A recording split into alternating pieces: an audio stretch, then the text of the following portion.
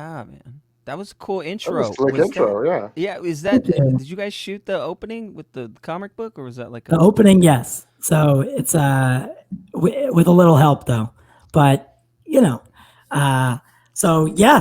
Thank you guys for joining me today. It's a little special deal that Matt and I planned out a little while ago. But as you guys know, that is Matt from LightCast, and today joining us is one of my favorite YouTube entities, and he's from the Culture Nerd, author Taylor Murphy.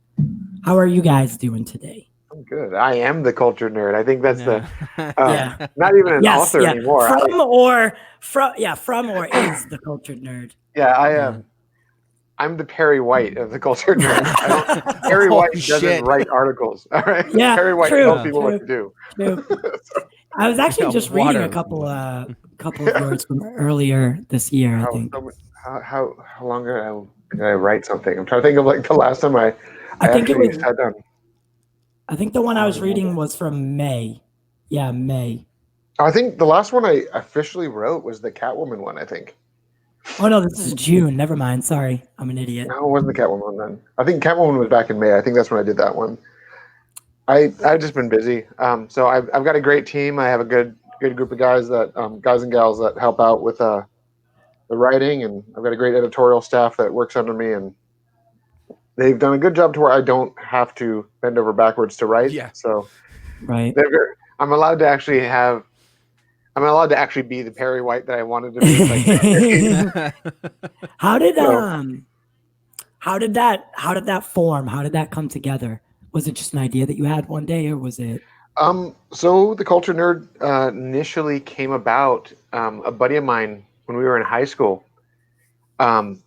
So many moons ago. I think like 15 years ago. At this point, we were like, we wanted to basically like finish up high school, and they had those like in California, like your big senior project is kind of like we used to call it, I think it was called the Senior Expo, I think is what we called it. And it was like like a presentation for careers and whatnot. And like what you're going to do after college and like what I want to be when you grow up kind of a thing. And we both did our projects and we just hated our projects, right? I mean, my project was actually on graphic design, like, cause I can draw. I wanted to be a graphic designer, and I had family doing that stuff, like legitimately. My grandparents are actually graphic designers, and just awesome stuff. On my dad's side of the family. I'm not the Hollywood side. The Hollywood side is my mom's side. Okay. So I did that, and then after we did those projects, I'm like, we needed like the internet is the future, because MySpace is a big thing right now. Oh man. We kind of we decided that we were going to start making a website, and we initially started it. It's kind of just like a senior year project, and that website got the portion that I took over was like the blog and the news side, and his was kind of like the digital technical, like I'll make a website for you. It's kind of like just this digital resume that kind of exploded. And eventually one day he's like, hey, your portion of the site is big enough to be its own site. Right. And we ended up spinning that portion into its own entity, and we called it the Cultured Nerd.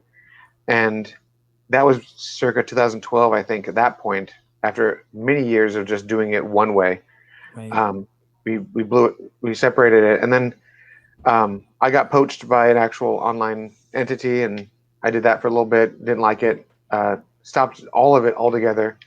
I kept the Instagram going. That like I quit journalism, and then I like started the Instagram.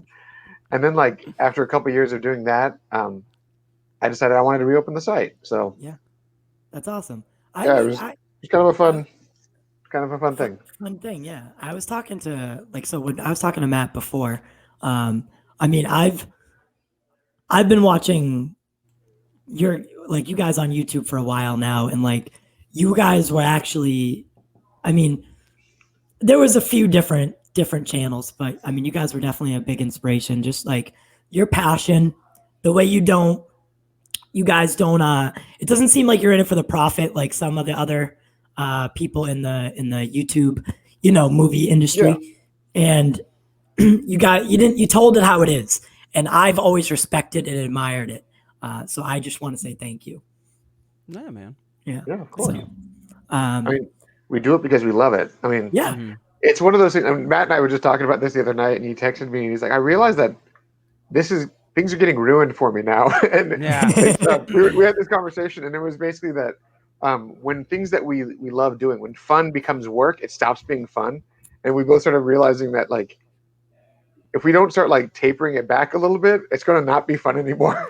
Right. Because I mean, you were telling the story. I think it was the stream right after someone came at you with the disclosures, like don't say anything anymore. Uh-huh. Yeah, that's a fun thing. I would love one day to be able to say who did it. Like after Matt, after we get them on the show, I'll just say flat out, "This is what happened." I want you all to know. I want you all to know that this is what we sacrificed to do this. Like, Right. Well, when you were saying that, you said you had sat on the Han Solo dying for almost a year in The Force Awakens, and I was just like, I don't know how someone does that. Like, because Star Wars fans will turn you into a social pariah. Yes. They'll eat you apart. They will destroy you. Like, for instance, this new episode of The Mandalorian. Matt, have you watched it yet? No, I watched it today. Yeah, it was amazing. Good. Okay. Well, I won't spoil anything, but the details in the second half, like the big moment. Yeah. Right. I found out about a few weeks ago because of a mutual friend, a buddy of mine. He's actually, I won't say who. I got those details about this the big moment, like the big like holy shit moment. Mhm. And I kind of sat there. And I'm like, I'm going to let this shit play out because this is not something that I'm going to spoil because I mean, if you've seen the reviews, I mean, everyone is hailing this as the greatest 45 minutes of Star Wars that has ever existed in the last 40 years. It right? Is. Oh, and it is. No, I'm like, it no is. joke. It is. I sat up and watched it. It was like 1 a.m. I'm sitting there and I'm like, I'm going to tweet about this.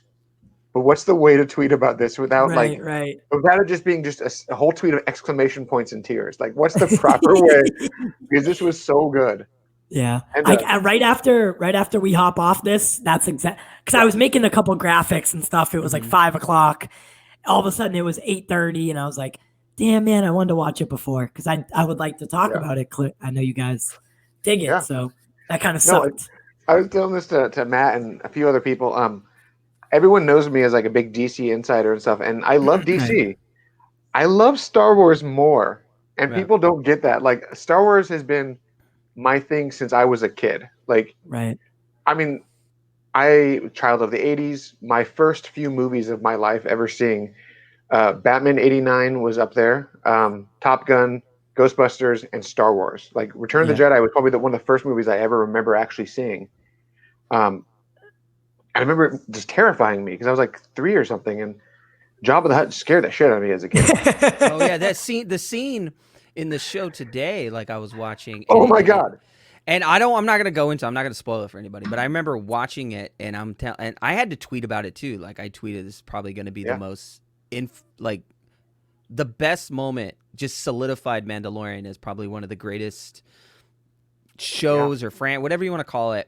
It's one of the greatest, and it goes back to the original 3. But it's that moment in the show that I think if that would have leaked, you would have been done. You would have ended your career as a scooper, as a reporter, whatever it may be. Your career was over. Yeah, and this past year, the guys over at Slash Film, they were spot on with pretty much every leak that they had. They had casting, they had stuff like they got the Ahsoka Tano stuff, they got the Bo-Katan stuff. They basically everything that was supposed to be a secret, they just nailed it. And I'm just like, they are teetering this line of just getting canceled by Lucasfilm. Like, they're just like, and I mean, good for them for getting that stuff confirmed and for running those exclusives and not giving away too much, because the details that they knew, you knew that they knew more than they were dropping, but they were being very, very selective. And that's kind of that line you have to play when you're in this whole scooping business, is not giving away everything, but also knowing how to give it away without getting people to come at you with pitchforks. Right. Yeah. It's a healthy balance of like, I can give away this much, but I mean, I can't give you the whole shebang. The whole shebang. And I think that's the teetering side. And Taylor we were talking about this. I think about, was it a week ago? I think it's a week today that we had this conversation. I feel like everything this last month is blended into like. It's been a month full of Mondays. I don't know. One day, yeah. Yeah. Whatever it was in that week, that frame, I did tell Taylor that like it is ruining a lot for me, and there's times same where, conversation. That was last Saturday or something. Yeah. okay, then it was that idea where I don't like. There's so much that comes through my plate, or comes through in DMs, or it comes through in emails, or just conversations with friends that I have, and I talk to Taylor, and Taylor gets some, and we talk about it. And there's times where he'll say, "Well, I got this news," and I'll literally stop him and say, "I don't want to know. Right. Don't tell me. I don't want to know. Right. Don't tell me." And it's like I pick what I want to focus on. Like I'm not that guy that's like, if somebody asks me what's going to happen in Mandalorian or something, I'm like, don't ask me, because I'm watching it just like you, and I want to be surprised. Right. And it's like, I feel like, and I made this analogy the other day when I was talking about you guys, and I was like, I feel like they know what they're getting for Christmas. Every single present. It's still fun to play with, you know, like as a kid, it's still fun to play with the toys that you get. There's no surprise. There's no joy in that, and opening the present that day, you know? So I like to smell it. Do you ever smell it? Like you get you know, but that's like, me. I'm that kid who's like, if I know what all my presents are, they're like, open a present. I'm like, I want that one right there, because that's the one I've been wanting this whole week. Like I know what they are. So I'm like, I'm gonna open it in this order because they're the order of things that I want to have in that order. Like that's the guy. Yeah. No. How do you? There was a tweet. I was going to tell you about this, Matt, weeks ago, but I knew if I told you, you would get pissed at me. Before the first episode of The Mandalorian, when I first heard that Boba Fett was going to be like a major key player in the show, I had a tweet saved. It was like a draft, and it sat on my phone for a week, and I was just like, man, I can't wait to see Boba Fett's new suit of armor. And I had that tweet sitting there, and I'm like, if I just tweet this, like people are going to get mad. Yeah. I would have got mad. I was going to get mad because somebody had told me about the show prior to, like, it was like 2 weeks ago. They told me about the Boba Fett show coming, and I was like, I didn't want to believe it. I was like, nah, shut up. And then you kind of like were like, no, it's a thing. It's a thing. Yeah. And I remember reading it on my phone. This is I don't think I ever told you this. This is my real reaction on my phone. I'm like, I go to the Slack and I go to the messages, and it goes, oh, that's a real thing. And I just tossed my phone, and I wasn't on it for the rest of the day, because I feel like every time I get my phone in the morning, there's an email, there's a response, there's, oh, we're doing this today, and this is where we're at, this is what's going on. And I get my stuff funneled to like, you know, primarily DC, or I get a lot of Marvel stuff, but I don't really care too much about it. I'm just like, nah, I don't care. I care. I put it to the side. I got some fun Marvel stuff today, and I'll tell you about that later. It's just nobody cares when I have Marvel news. They're like, oh, that's cool. It's Marvel, whatever, man. Yeah, I just put it to the side. I'm like, there's things like when Spider-Man, you know, when they talk about what's happening in Spider-Man, I'm like, that's cool. Like, I'm cool with that. I'll put it to the side, though. Like, I'm not that type of I want to say, like, I'm not that type of podcaster where I'm just going to talk about every little thing. I'm like, sometimes I only talk about the things I care about, or the things I want. Like, when it comes to the DC, I think I talked to you about this before, both of you, that I only bring up the Snyder Cut because it was one of those films that I don't want it to be, like, reverted again or be changed or altered. So I try to keep the news so concurrent and so accurate to where it is now, so people don't go back and say that was never a thing. And I can go, well, it was a thing. It's right here, and I'm telling you this is what it is, and this is what's happening, especially when it comes to Ben Affleck's Batman.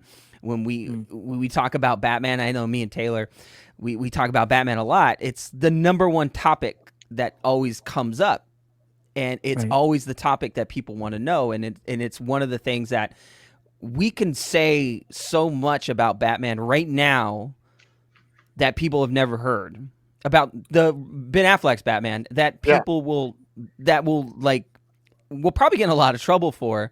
Oh, but at the undoubtedly. Especially after that one contact I got after we talked about it last time, and they're like, "Quit your shit, boy." And I was like, "Oh no, reel it in." It's new. It's like new stuff every day. There's something new that we just don't talk about, because it's like I'm starting to see now in that retrospective view. It's like, one, we're not going to get in trouble. I don't want to get in trouble. I don't want to get shut down or whatever. But it's like one of those things. It's like there's part of it is like a surprise, like you were saying, like opening the gift and smelling it or whatever. It's Whatever, coming. yeah.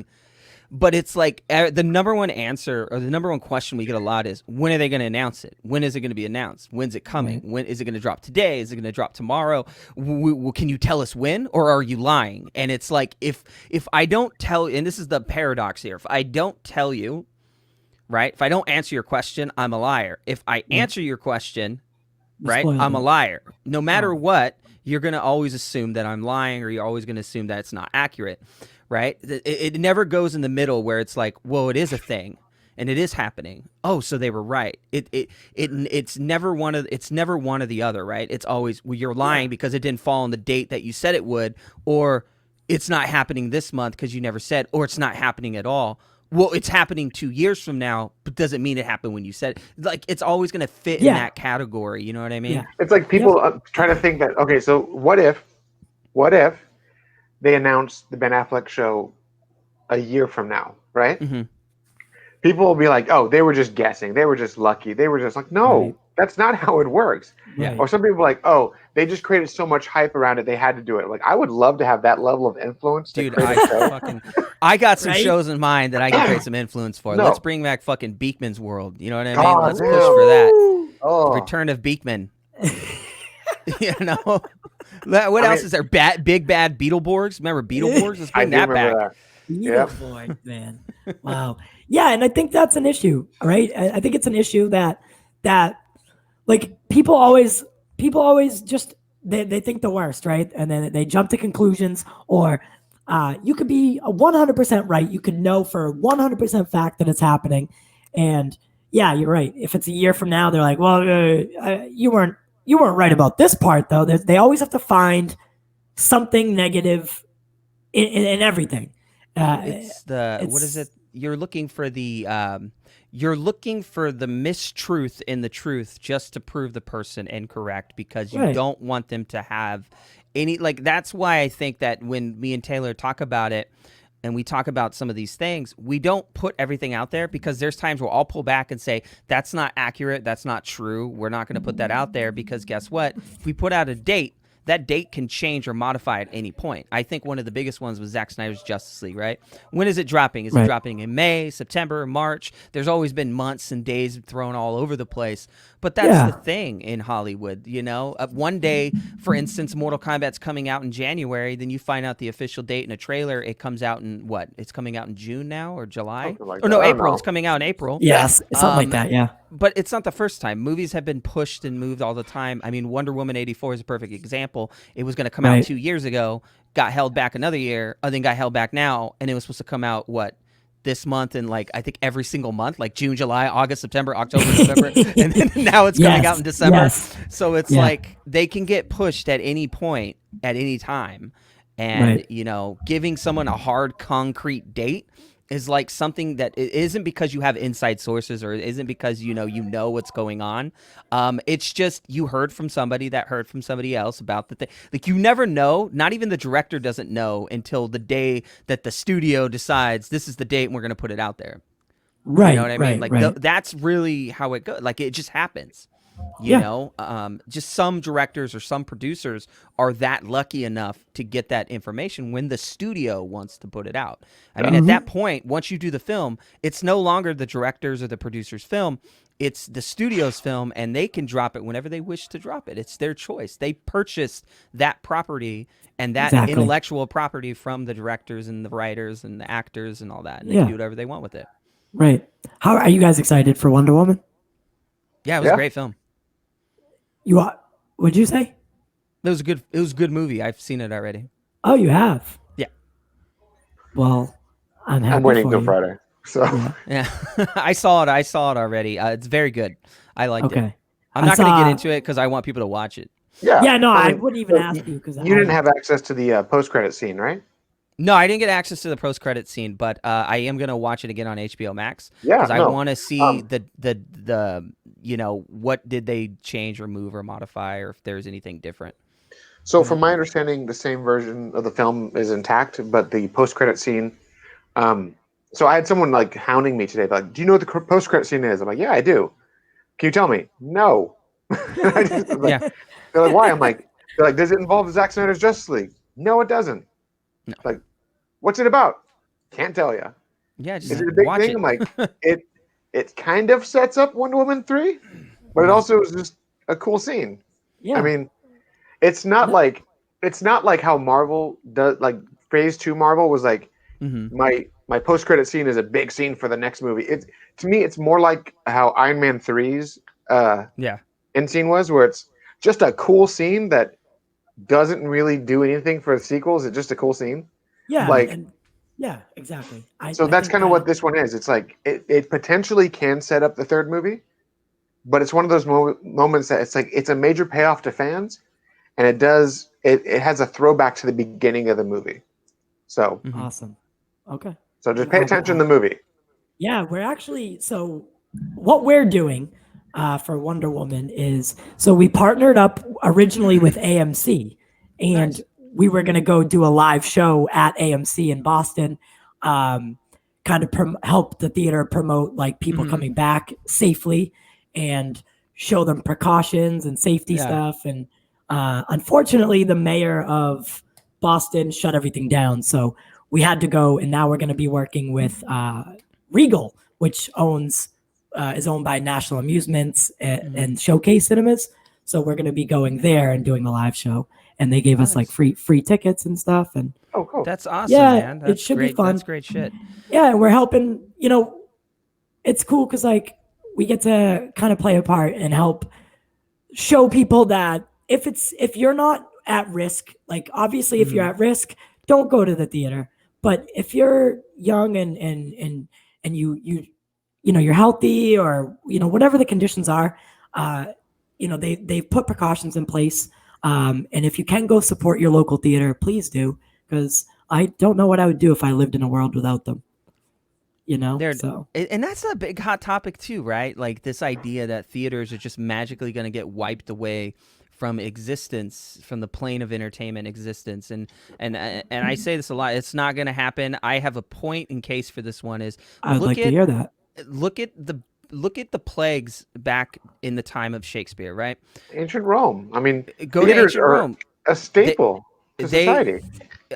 Just the point alone of hearing a folk tale or hearing a song of something of some kind has always been the foundation of street theater, right? To do it right there on the street, to do it right there anytime, to go on the grand stage of the globe, right? And stand there in the center stage and to hear that strong voice echo throughout the whole theater.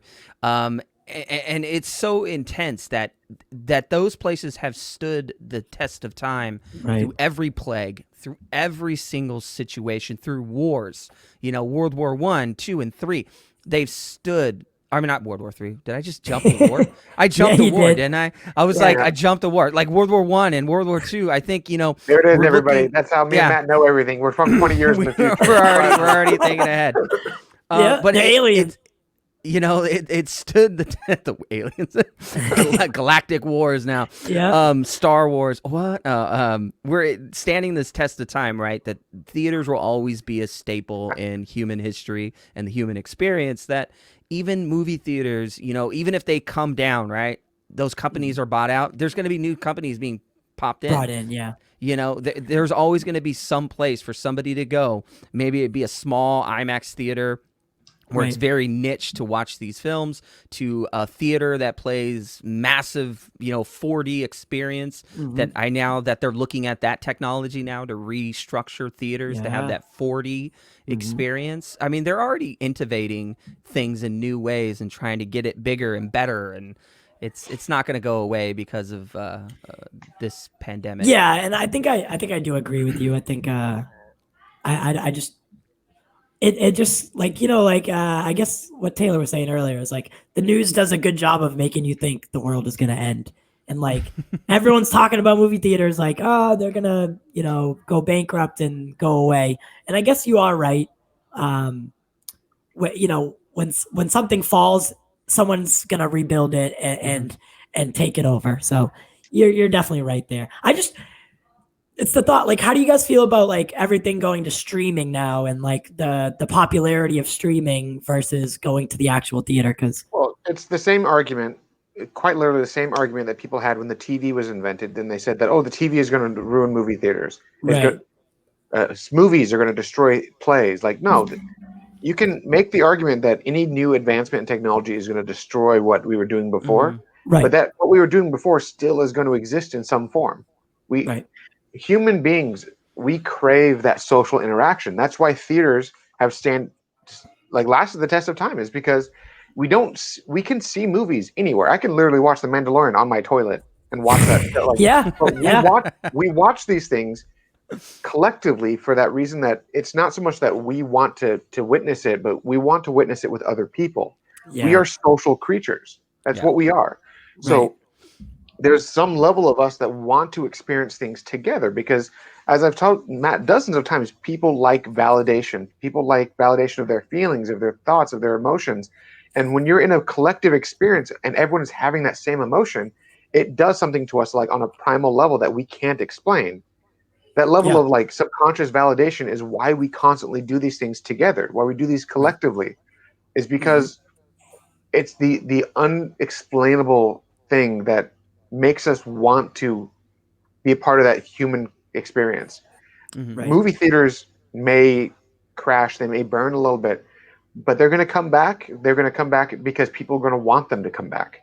Yes. There's no way we're going to just be like, all right, streaming is cool. I'm going to watch these movies in my living room with my family from now on, and that'll probably be okay for a little bit, but nostalgia is going to kick in, and we're going to do this again next year. Yeah. Well, I mean, one of the biggest advancements during this whole pandemic is everybody was going to the drive-in theaters. So if you had a local drive-in theater in your city, people were going and doing the drive-in, which was a lot of people was an old, outdated thing. They're rather sitting in a comfortable. That was something that died in the 90s. Yeah, it did. They shut down a lot of them here, and they shut them all over the country. But then they're popping back up. You know, mom and pop drive-in theaters are now becoming a very social staple right now when it comes to theaters. And I think what was it?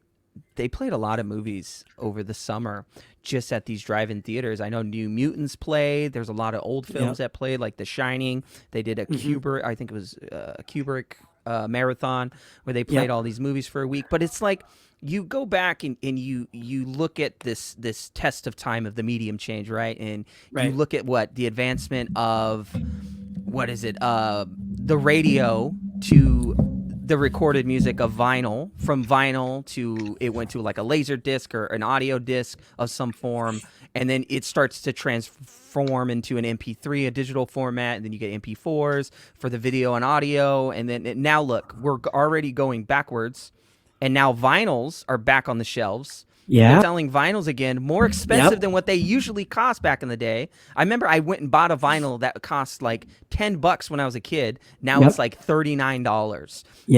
You know, like medium goes with the trend, you know? Yeah, it was Target, actually. I did buy it at I was at Target. And it goes with this trend, right? It's all about when we look at, we're so captivated to the idea, we want information, right? I tell this to people a lot. The real argument here is not streaming versus theater. The real argument is information. It's where am I getting my information? Who's trying to sell me this narrative? And is it correct? Because 98% of the time, it's not correct. What people are trying to tell you through YouTube, and I'm even going to bash on myself right now. Okay. If I get all my information from YouTube, I need to do a better job at getting information. Because the people on YouTube are not certified to be the people giving us information. And what I mean by that is you don't know who's giving you information. You don't know their credentials. You don't even know half the shit they come up with. But they give you like Jimmy tricks, right? Like, how am I going to fix my toilet? Let's go to YouTube and see somebody that does it. Do you ever know the person doing it? It's probably some dad, right, showing you a trick. You know, then you go and do it at home, and all of a sudden you got shit shooting up into the air, and your toilet explodes. You're like, well, that's not the problem with my toilet, right? But you know, but if we put that into retrospect and put it into media entertainment is a subjective view, right? So Right. why am I going on YouTube to care what somebody thinks about a movie when I can go and do it myself, right? Because I'm going to Gotcha. go experience this myself. That's the problem with today's society. They're so hooked on the idea that if I go and see what so-and-so thinks of a movie, it's going to convince me to watch a movie. Gotcha. So you're not thinking for yourself. You're not putting yourself out there. You're waiting for someone else to tell you what you like. Like, to me, I've always found that to be strange. Like, I'm going to go watch it for myself, and then I'm just going to like it or not like it. You know what I mean? Like, it gets to that point where, like, if I want to go watch on HBO Max, I'll go watch on HBO Max. If I want to go to the theater, I'll go to the theater and watch it, you know? Like, the argument here isn't what's better. It's what's better for you. For you, yeah. You know? Don't wait for someone to tell you what you like. You know what I mean? Like, oh, man, I really like this fucking curry pizza because it's delicious. Go eat it. Oh, I just spent $30 on something I fucking hate, but I'm gonna go tell everybody that it was good because everybody likes it. You know, that you're following the trend. You want to be part of social inclusion, like Taylor was saying. It's like being adapted to this social environment, and if you're not liking something, you're on the outside of it, and you think everyone's gonna hate you for it. Like it's a weird paradigm and a paradox that we find ourselves in, to think that we have to be included into what everybody else likes. And it's okay not to like what someone else likes. Right. I thought it was weird because so showcase, and we're talking to the global the global marketing person for all of Showcase and Regal and National Amusements, and they said that we can't say HBO Max at all. Like, we can't say it, we can't imply it, we can't, like, you know what I mean? It was just so, I was like, wait, what do you mean I can't say HBO Max? Like, they're the competitor. That's the competition, exactly. Right? It's like walking into McDonald's and talking about Taco Bell. You know that you are not allowed to go into other restaurants with different food. Like, if you can't do that. With like a bag, say I had a bag of Burger King and I went into McDonald's, I couldn't. They can kick you out. They can kick you out for that, because you're not allowed to do that. Because basically, what you're doing is you're bringing in another competitor. Marketing into their. You're marketing something else. Their competitor inside their restaurant. You can't do that. Yeah. I have a question for you guys. So I've been hearing things lately. So, do you think and if you already, did I freeze? A little bit. Can you hear me? A little bit. Oh, there you are. You're back. Yeah. Did I froze again? No, you're good right now. So, if you already know the answer to this, just play along, I guess, and just give me your opinion. Okay. Sounds good. So do you think the Snyder Cut will still be episodic, or is it going to come out all at once? Because I keep hearing like rumors that it might switch over, and I just, like you said, I don't want to get my information from idiots. Yeah. So all right. So Matt and I were talking about this a few times today. Actually, this came up a few times because in my my staff chat, someone brought it up. They're like, "Oh, this is happening." I'm like, "No, it's not." And they're like, "Well, it says so right here." I'm like, "No, it doesn't. Read it again." And then Matt came in and is like, "No, it really doesn't. Here's the fact," and just started like reaming into them about it. And I'm like, "Okay." Yeah.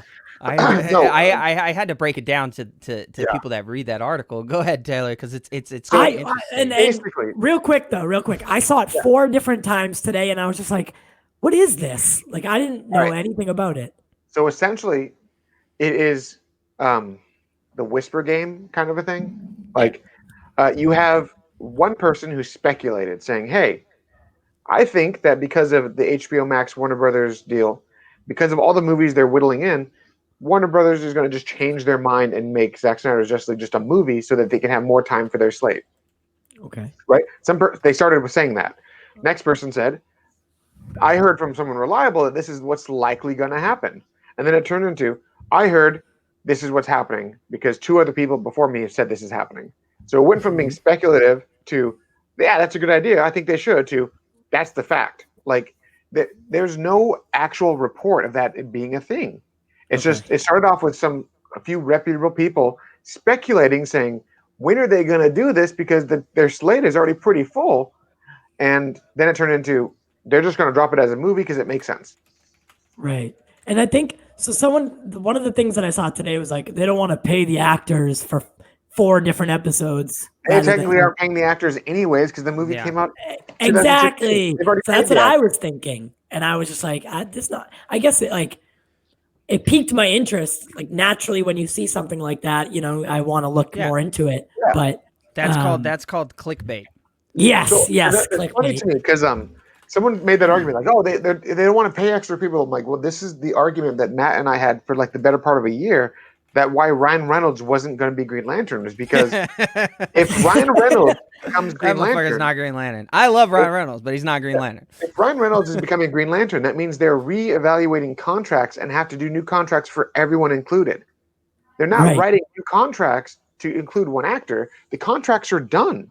Right. Hell, even the recent additional photography, none of that was like, that was all part of their original contracts. Most of those actors came back to do it because they wanted to do it, not because Right. they were getting paid some new fee to do it.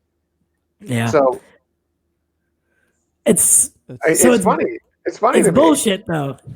So it's just a bunch of started off, bullshit. it started off as someone speculating, saying it doesn't make sense when it would happen, to it's going to happen because this is what people are saying. So Right. I have the article. Like, it's so interesting because when we heard it, Yeah, I we think immediately- were like I want to find out who started this shit. And I you're like, wanted to know, like, who did this? Because so I get probably about 100 messages a day just in my inbox on Instagram. I don't get that. Okay. I get a lot on Twitter, but I don't really look at those too much. That's why I always tell people, like, if you message me on Twitter, I might not get back to you. Right. But if you message me on Instagram, that's or primarily where I focus my Right. social media activity on Instagram. And I get so many DMs about this. And that day, whatever happened, I was literally in the middle of working and I had a bunch of stuff I had to do and I had papers over here. I was Yep. writing something over here. I was inputting Because- grades. and people don't realize that Matt's a teacher. Yeah, When I he's get to got the a lot hospital, going on. Matt's a teacher. We have shit we're doing. So when people are like, hey, what is this? I'm like, I have a fucking patient in front of me. I am Yeah, not yeah. answering you right now. Yeah. Yeah. Like, what's this mean? You're like run into the hospital and be like, what is this? Yeah. Taylor, what is this? Put And it you're down. like, He's like, oh, what the fuck? You're over here cutting a leg off and shit. Like, what? Politely, I am busy right now. Turn away, Yeah. sir. But it's like I'm doing this and I'm like, I take a break and I jump on Instagram and I look at the DMs and I'm like, wow, that's a lot of DMs. Yeah. And there's so many that I can't even get to. I can't even, like, I don't get around to doing all of them. Yeah. But when I go through it, the number one thing was, hey, is Justice League not going to be episodic? And then I get a lot of DMs like, you're wrong. It's not episodic. You're an idiot. Or, Oh, jeez. you're Those are fucking fun. stupid. Those are the best ones because I just think they're hilarious. No, Yeah, because yeah. I've been just sending people the Jameson gif, like Oh, like I just send that to people now, just like because they're like, why is this funny to you? I'm like, because you're a sheep.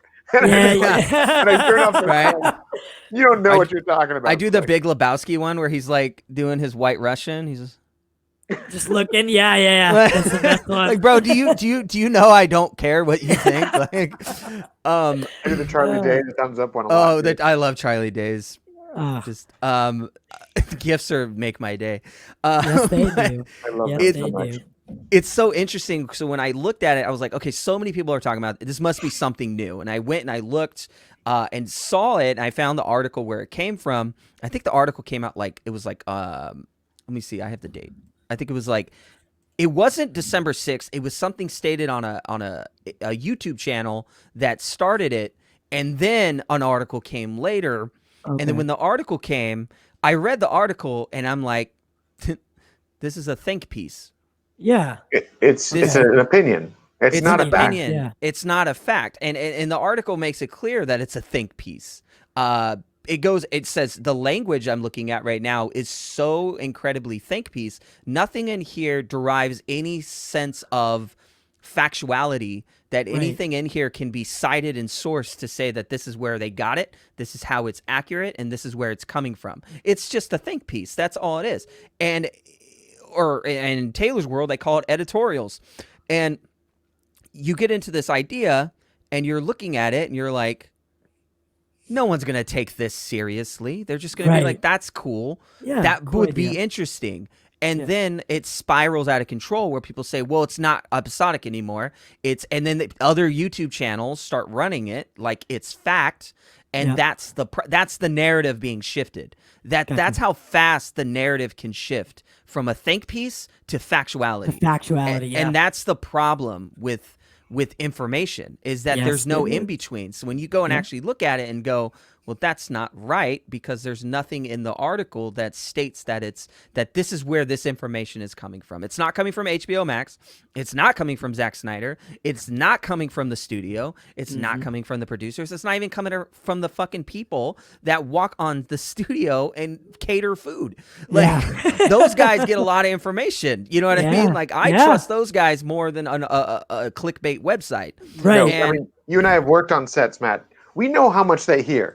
So when someone says like, I was catering for this movie today, guess what I just saw? Like, okay, that's legit, because you were actually legit. You were setting up the fruit platter when they were filming Batman killing somebody. Yeah. I was like, tell me you weren't looking. Like letting out the fruit. Like, what the fuck? Hey, did that guy? Did Batman? Yo, did Batman just say fuck? By the way, I love the memes that have come out of that. Like, when's Batman gonna say it? And it's like they're just having random scenes of Batman like doing lines like, "Yo," when he says, "They've never faced us before, not us united." Fuck. Yeah. Like that was my. Not us united. Yeah, I saw that one and I'm like, this is the best one yet. That's classic. That's so I like the one where,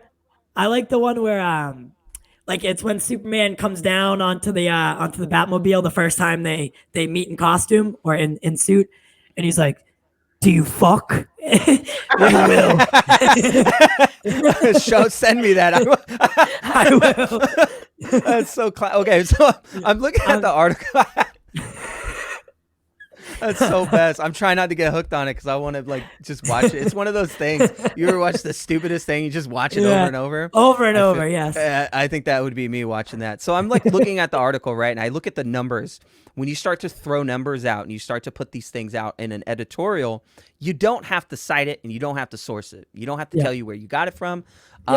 Because a lot of it comes from like basic things like HBO Max subscribers have been ignorant assessment of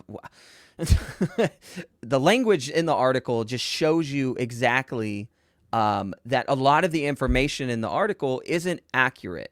And what it's doing is it's just building speculation on things that have already been present. And what it does is it pushes a narrative. So the narrative here is in all these big words, right? And all this connection to show that streaming platforms are changing the wave. HBO Max is trying to be a guarantee to be the next streaming platform to compete with Netflix. And the best way they're going to do it is release the 2021 slate on HBO Max and in theaters. So the argument I'm going to say here is, couldn't Zack Snyder's Justice League also be a full 4-hour film and not be episodic? Well, nobody ever said that. That's somebody's think piece. You see what I'm saying? So no studio never came out and said that this is what it is, because the last time they did do that, the Hollywood Reporter cited that it was HBO Max that said it is going to be a 4-part series. And even Zack Snyder had said himself, it's going to be 4 parts, 1 hour each.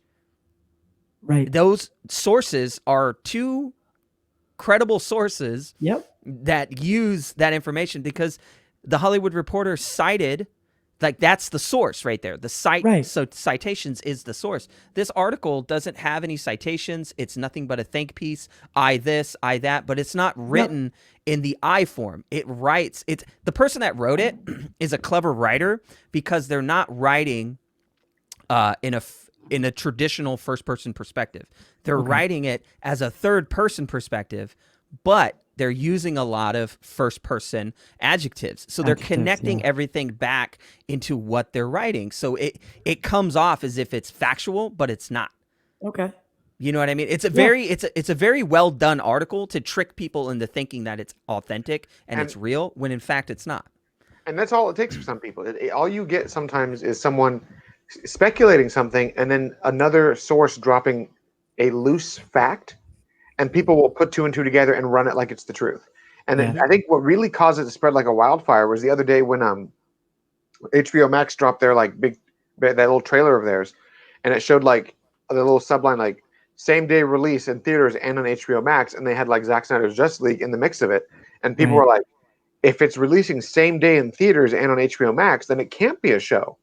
Right. And then people just jumped to that. They just assumed that's what it was implying. They're like, no, that's not what they were implying. It was an HBO Max showcase of things that are coming in 2021, most of which are movies, but they were also showing other things. Okay. And that was why people just jumped in saying, oh, it must be true now because HBO Max had a trailer. Yeah, that makes sense, honestly. That really does. So it's a little funny, but it's also like, it's kind of frustrating. I mean, because I don't know, it's like that scene in Zoolander. Like I see all these people just flocking, and I'm like, I feel like I'm taking crazy pills when I'm the only one who's not thinking the same way that they are. Right. Well, you're not alone, because I definitely wanted to make sure that, and I already knew, honestly, that it was bullshit. I figured I'd ask you guys because you know a little bit more. And but that's the thing, you're credible to me. You know, you can't say it's bullshit either, because it's like there's something at the very end of the article, right? That everybody, especially on our side, we're highlighting and showing people like it is a think piece, because it's trying to basically connect clues to each other and glue them as fact when it's not fact, because a lot of the missing pieces are not being put together correctly. They're like, let's take this and we'll shave this part off and we'll make it fit, and then we'll shave this and look, it fits. We're just gonna like jamming puzzle pieces together. It's actually, there's a term for it. It's called the Percussion Method. And so the Percussion Method is it's a Greek terminology with the idea that if I were to put somebody on a slab, right, and I'm gonna cut you up, I'm gonna make you fit. So I'm gonna saw off some pieces, even if there's holes in there. I'm gonna stretch you out, and I'm going to make sure you fit. No matter how truthful it is or how unpredictable it might be, I'm going to make it fit, because that Percussion Method needs to fit for me to get this done.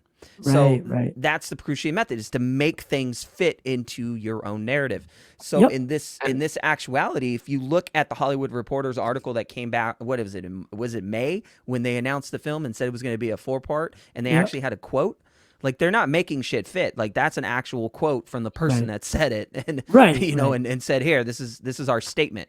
Yes. Yeah. And then Hollywood Reporter is actually a credentialed trade. So, you know, the site that wrote the article is not a credentialed trade. Nobody goes to that site and be like, bro, did you see that shit on that fucking website? That's legit. But the other thing, though, is that a lot of people think that they are. I think they've built up such a good reputation over the years that people think that they are, but they're not. No, they're not. But, and to me, like, you talked about the method and everything, and to me, I just see that as kind of, at face value, it's a perversion of the truth, because it's just, you're I mean, there's no other way to say it. You're perverting the truth to fit your own narrative. Well, I did a podcast on this. Let's talk, probably. Yeah. Yeah, I did a podcast on this. I think it was right after the one I did with you, Taylor, one of our first ones. I did a podcast on Fandom Wire, and I talked to a writer. I talked to other writers. He wasn't the only writer that I talked to. I talked to other writers to study what and how these entertainment websites get started. And literally, I even went after Taylor for this, and we got into a big conversation about this. They literally start with somebody's idea, and let's roll it. Oh, and by the way, once we start running monetization on a website, that's where our money is. Let's start getting ads. Let's start getting press releases. Let's start getting junkets. Let's try to get part of this world. We'll build connections. We'll tell people that I work for this trade. That's not an official trade. Right. It's not an official trade, but we're going to make it seem, it's basically, you're going to make it seem like it. You're basically going to play Hollywood by being Hollywood, by telling everybody you're this big shot. And then you find out that the website can literally run whatever the fuck it wants. I mean, you go to any of these trades, right? These websites, even like big ones like the Hollywood Reporter, there's always monetization going on, right? At the bottom, at the top. But if you look at it, the entertainment blog sites have less and shittier monetization. They usually have these little videos that pop up in the corner, or they have, like, if you click on one of their links and you scroll through, you get this, like, you think it's part, you ever get those where you think it's part of the article, and then all of a sudden you see like a movie poster, it looks like this, like a little banner. Yep. And they, you know, oh, is this part of the article? And you click on it, boom, you're paying them money. Like, they do it so smoothly that when you get there, they have these little icons in the middle. But when you go to the big trades, they actually put the article together and they work it around as if you're reading a digital newspaper. You know what I mean? Yeah. And you're working around the blog sites don't do that. What they do is they do like they use WordPress. Yep. And they run WordPress to do a lot of it. And Taylor's site uses a WordPress, but at the same end, they don't monetize their website. They don't monetize it. That's so that, like I said, that's always what I respected about both of you guys, is that you don't when you go to whatever, the Cultured Nerd, or if you're just listening to Matt, wherever it is, you guys are clearly not those people. So I've always respected you and took at what you guys say at face value, because I know you're not idiots and you're not just trying to make headlines. Yeah, I mean, we care about the information, and Matt is really good about just holding on to that information and just telling people to shave their balls. So I mean, that's honestly, you joke about that because someone called us on that. Like, we don't run ads, but you have a Patreon, you have T-shirts, and like Matt does the ball thing, and we're like, you have to keep the lights on somehow. Yeah. You don't pay anybody, but you have to. There's, how expensive servers are. Like, I tried to tell that to somebody. I'm like, I would be drowning in just fees. I mean, I still pay everything out of pocket. I don't make a lot. On Patreon doesn't do much. The T-shirts don't really sell. I just have them because people ask for them. Yeah, of course. We don't. I mean, Matt doesn't make a lot from the ball thing. The ball. No, actually, it's funny because when we do the Manscaped, we've been doing Manscaped. I don't remember. We've been doing like little ads here and there, and the idea for the ads was never to like make profit. It was just to pay the server. So when we fulfill the quota for the server, we're like, all right, we're done for ads. We're good for another year because we paid the server off. I like to pay it off in a year. I don't do month to month. I do annual. And when I run the annual, that's the season. So that's when I know a season's over, is when I run the annual subscription for the server. So anything that's left over, and it's funny because Hussein, our producer, this is a funny story. Hussein was never meant to be our producer. He just managedly like fell into it. He DM'd me one day and was like, "Hey, you know a lot what's going on here. Can you answer these questions?" And I answered his questions. He goes, "Wow, you seem pretty knowledgeable." And I said, "Well, what do you do?" And he's like, "This and this and this." And he goes, "Can I be your producer?" And I was like, fuck it. Let's see how you do. If you could give me this person, then we'll talk. And then all of a sudden he goes, "Oh, by the way, I got you this person, and I got you this, and this." And I was like, Jesus Christ. I can't pay you, but dude, I could get you some inside shit. And he's like, done. And I was like, he was like a go-getting guy. Like he's on it 24/7. We were talking today about somebody that we scheduled next week. I think it's next week or the week following. We have two people scheduled that one has never been interviewed for the movie Justice League ever. He's never been interviewed for the movie Justice League. And which is the other one, so funny, because like I love, like when he told me, it's like, this, guess what we're getting? I'm like, no fucking way. Yeah. Really? I was just like, how? I mean, everyone has, and I even thought about, I'm like, everyone has done an interview, but this person. I'm like, did you ever just forget that he was part of this movie? And not even like, he's not like a minor character either. He's like central to like so many. He was a central character. He was a central character in the film. I have so many questions that I want you guys to ask, not related to Justice League, because this guy's career is amazing. Yeah, he has an amazing career, and we were like, this is going to be an interesting conversation. And of course. The one on the 20th, I'm going to tell people who we're going to be interviewing on the 20th for the Us United Deck the Halls episode. I still don't even know who it is. You just told me to be there, and if I see someone else in the chat, I'll be like, oh, I'm just going to clam up right now because I'm excited.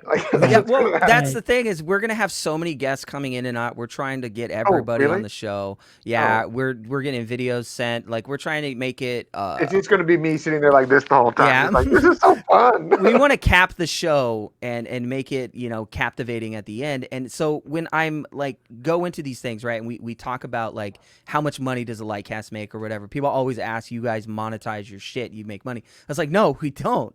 Everything we make, we actually donate. So we donated half of the funds that we've earned to AFSP, and then everything else we donate to the American Association of Diabetes. So the ADA, the American Diabetes Association, we donate it to that.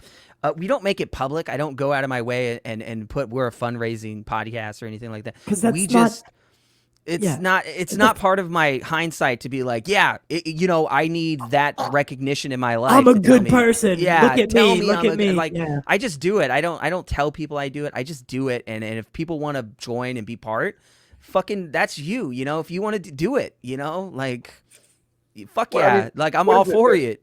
I think there's like actually like I don't know. I'm gonna say it wrong. I mean, we talked about this before. I studied like history a lot. I wanted to be like a history teacher at one point, Yeah, and saw it. I believe there's a passage in the Bible. I think it's the Bible, or maybe it's the Talmud, where they say basically that like charity that's made like public is not actual charity. Like they're getting their own reward for that. Like their reward is that like public show that they're putting on. Yeah. But like it's something along those lines. I'll find it eventually, and I'll be like, wow, I misquoted the shit out of that. Like, but I understand what you mean. The notion that I got is like, so people who want that pat on the back, they're not doing it. Yeah, they're not doing it for anything but that pat on the back. They're not doing it for the right reason. They're doing it for that adoration. Right. Yeah. So that self-validation. It's like when people ask me like, "Oh, this is why can't I find you on social media?" I'm like, "Cause that's not my name." It's because I don't use my actual name because I don't want validation. I want that like. Wait, so your name is not Taylor, or it's not Taylor Murphy? Taylor's my name. Murphy is not his name. Last name. Oh, okay, cool. I dig that. I mean, I respect that. It's just because like I don't want to go down in like the annals of history as like this. I don't want to be remembered for something. I don't need that kind of adoration. You don't want to be remembered as the guy that fucking said a movie was coming out and it didn't come out on the date that you said it would come out. It wasn't February 13th. Any dates. No, it's not even that. It's like, yes, I'm using a pen name so I can spew distrust and lies. Like, no, it's because like I don't want that attention. I don't need that attention. I'm not doing this because I want that fame or that immortality in information like that people do these things for. I don't care. You're gonna walk in a fucking Whole Foods and someone's gonna be like, "You're that fucking guy that said that ruined Justice League for me." In a way, it's kind of like the Batman thing where like I'm using a different name so I can protect my family from getting like reprisals. Because like as soon as people know who my actual name is, they can find my family and they can find who's leaking information. Yeah, definitely. So it was funny because when Matt, you told me like right after our first thing, you're like, oh, I figured you out. I background checked you. I vetted you, and I'm like, well, shit, I need to hide better. Yeah. I need to hide better. Yeah, like he told me who his name was, and I was like, that sounds familiar. And then I asked a couple people, and they're like, oh, he knows this person, this is his uncle. And I was like, what the fuck? I remember I stopped, and I was like, that's his fucking uncle. Yeah. No. And I had to go and ask him. And he texted me. You're like, you just said the name. I'm like, yeah. And you're like, no way. And I'm like, yeah, that's your fucking this uncle? is your cousin too? I'm like, yeah. Oh, okay. So that makes a little bit more sense, though. I wasn't thinking about it that way. I forgot that your mother's side had the.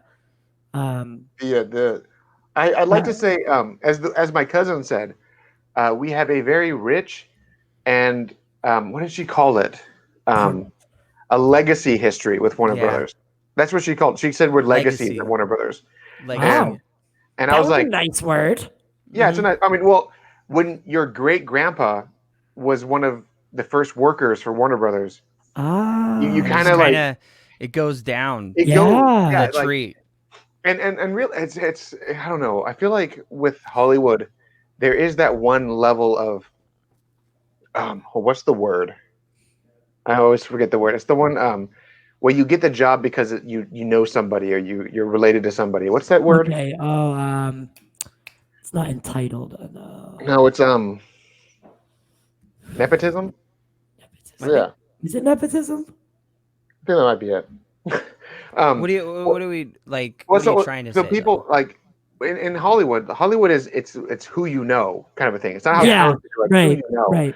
And when people realize that you're disconnected because of your family, they get kind of like a level of resentment. Like, oh, that's how you know everything is because this is who your family is. It'd be like nepotism. It's nepotism. Yeah. Yeah.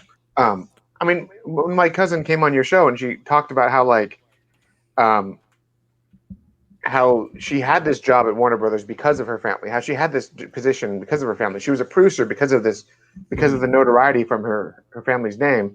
And she's like, I don't want to do this anymore. I don't like how I got this. And that she kind of like backed out of it. And it's that same reason. It's like, after a while, you realize that if you can't, I don't know, to me, it's the Charlie Sheen, Emilio Estevez kind of a thing, where one took the name because of the notoriety, the other took the other name because he wanted to make his own name.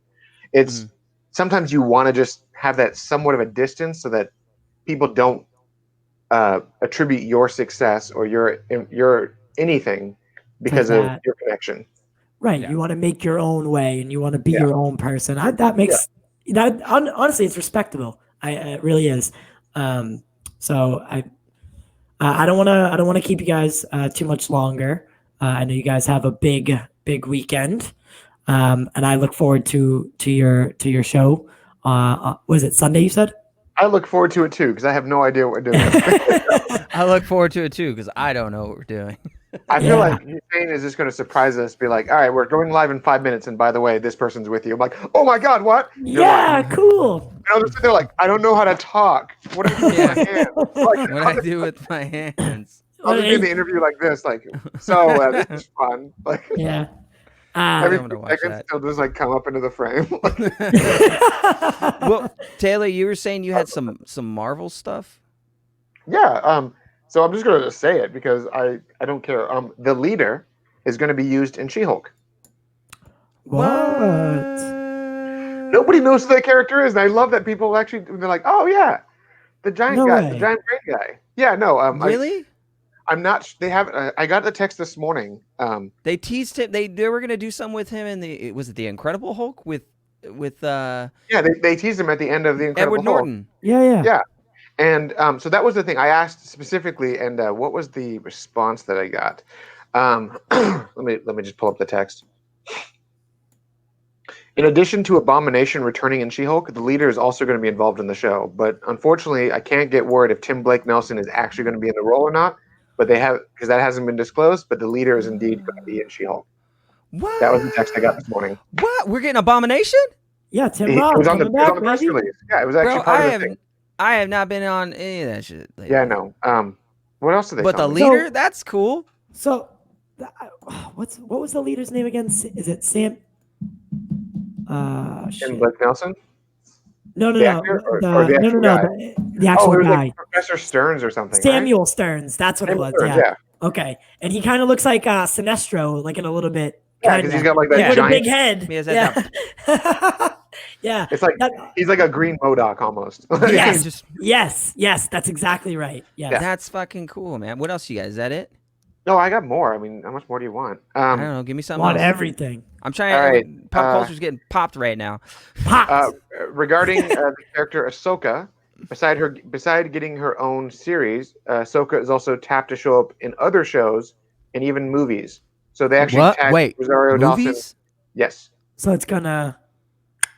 She's transferring. She's going to appear. She's essentially going to be like the Nick Fury of the Star Wars. Don't say that. Don't say that because that's going to be a thing, and they're already doing it with Batman. I'm here to talk to you about the Jedi Initiative, and she's going to like pop in. Can we nip that in the butt real quick? That Ben Affleck is not going to be like a Nick Fury character, and nor is Michael Keaton is not going to be a Nick Fury character. That rumor keeps coming back, like, oh, Batman's involved. He's going to be the Nick Fury. I'm like. That rumor came about back in like 2015 when everyone assumed that was going to be a thing. Yeah, it never has been a thing. It's not. It's one cameo in Suicide Squad, and everyone expected him in every single movie. Yeah, everyone thinks he's going to be wearing an eye patch. Yeah. Jesus Christ. My God. I know. So I was telling Taylor, Matt, that we had Jeffrey Ford on yesterday. Oh, nice. An editor for Marvel, and he was like, he's such a nice guy and so like down to earth and. We asked him about like how he felt about Justice League, and he was like, he didn't say what I wanted to hear, but what did he say? He just like, Ben Affleck's he didn't like Ben Affleck as Batman, and he thinks Christian Bale did a better job. He is excited for Justice League because he thinks that Zack Snyder's like like his movies are beautiful and the details. So he's spot on about that. But I was like, you just don't like Ben Affleck as Batman, man? So It's almost like he jumped off the page. this is actually pretty funny. So I had my dad come over yesterday, and he came over, and we are just like talking, and I was like, hey, before you go, let me show you this the trailer, this Zack Snyder Justice League trailer, because I told him the story of what led up to it, and he's kind of like, all right, let's watch it. I put the trailer on. He's like, I am on board with everything except for Ben Affleck. And I'm like, why do you hate him? He's like, but because his Batman is Michael Keaton. To him, no Batman has ever been anything better than Michael Keaton. Of course. Like every time a new Batman, he's like, he's not Michael Keaton. I'm like, Dad, your Batman is technically Adam West. That was your childhood Batman. But Michael Keaton did a better job. And I'm like, I get that. No, Michael Keaton did a great job. And then I tell him, I'm like, Michael Keaton's coming back for The Flash. He's like, he's too old for that. I'm like, what's going to make you happy, old man? He's not fucking Ben Affleck. Michael Keaton? No, not that shit either. No, it was funny because he was like, he's got the look. Batman looks good. I just don't find Ben Affleck intimidating. I'm like, okay, I can buy that. I mean, I can buy that. Yeah. No, it's just like because the movies that Ben Affleck made up until like The Town, they're goofy and Wait, he's never seen Reindeer Games. I mean, no, he has. He loves that movie. He thought Gary Sinise was more intimidating than Ben Affleck. Oh yeah, he was. True. But no, it's like I get his stance that if you look at his entire filmography, he's only been intimidating in like 4 movies. Most of those movies are Zack Snyder's movies. So no, that's true. That's true. But, I mean, I don't know, man. When I think about it, and like that's like one of the biggest conversations, right? Like if we're doing this show live right now, and we said Ben Affleck, the comment thread would just go. And then DMs, everything just spikes to everything. And that's why we're trying not to talk about it. Like it's something that we just don't bring up because it's like the number one answer again. When is he coming? When are they going to announce it? Yeah. I think what was it recently, Taylor? The HBO Max fandom was being it was showing you like all the different properties were being bought and being like licensed, and they're getting it all primed, ready, and it's basically showing that they're getting the HBO Max fandom ready to go.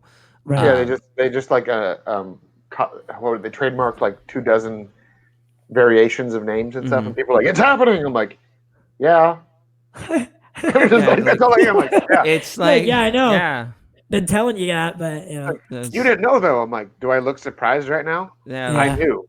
It's not like something that I'm just like I'm taking a shit and all of a sudden like I gotta jump up from it. It's like, it's like fucking what else? It's like it's not like finding a snake in my cupboard. I know what's in there. Like, like, there's the fruit snacks. Like I'm not gonna open up. There's like a bear. Give me the fruit snacks. Yeah.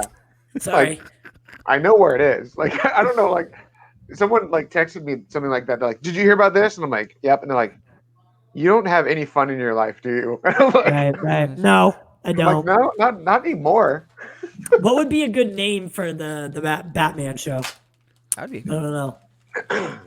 I would have liked the Batman until obviously the Pattinson thing. I wouldn't have minded the Batman. I just don't. I guess I really don't know because I don't know what it's about. So I can't really go off of anything.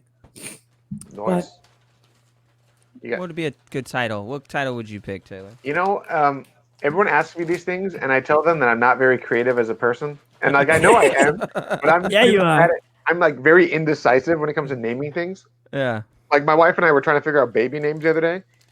And by the way, congratulations. We were going through like the list, and we were just like, we ended up Googling like top baby names, and we got to like name number like 600, and we only had 4 names written down. And I'm like, I fucking hate names. I was like, I hate names. I was looking at her, I'm like, 200 of these names are the same name in different spellings. I hate them. Like, I was getting so mad through this list. Yeah. And so, like, it was funny, like now we're like, oh, this is what we're gonna name this kid. Like we have our names picked, and I was like, well, if they don't like it, sucks for them because I'm not doing this game again. Yeah. Yeah, that shirt rules. Oh yeah, I saw Taylor. I saw it, and I forgot. I just got mine today because I saw. Yeah, mine hasn't got here yet. I have a stack of those. That's cool, man. Ink to the People stickers, and I feel like I'm just gonna have I'm gonna just put up on my safe just like 100 of these Ink to the People stickers. Like I'll make the symbol of Ink to the People out of the stickers. Like that's what's gonna happen. That's what I was waiting to see right there. That Stone Quarry logo. Yeah, right in the middle of the right in the middle of the JL. Can you put that up a little closer? Yeah. It's on which sleeve is it on? Is it on the right sleeve? Yeah, I love it. It's on the left I love sleeve it. right there. Yeah. It's so cool. I can't get my sleeve off.